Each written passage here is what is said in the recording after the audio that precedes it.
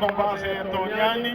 dia akasitragnany amin'ny karakara zay nahitantsika ity match maventilebe any.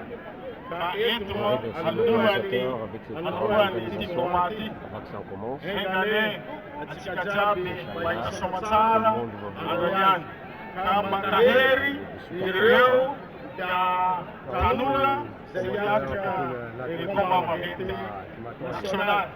niantika mankahery ireo tanoratsika.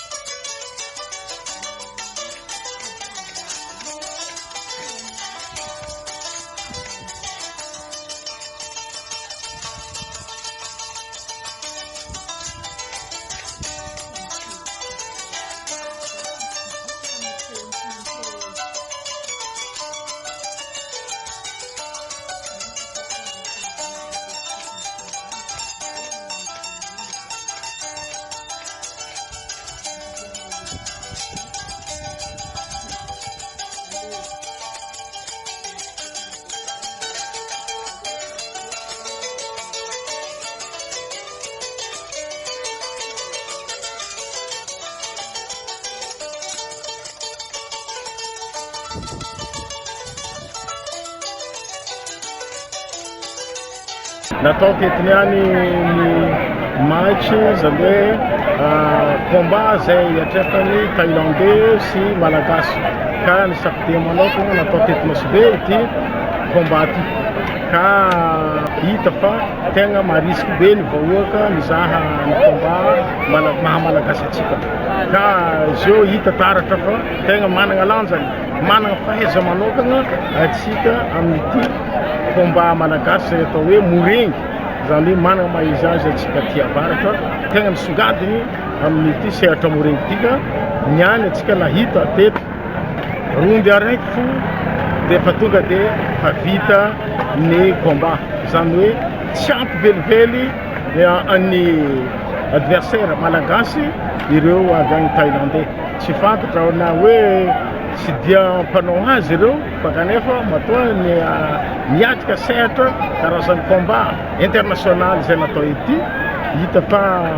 araka ny lasa zay natahita vahoaka hoe managna mahizazy ireo avy agny kanefa le combat niany hita taratra fa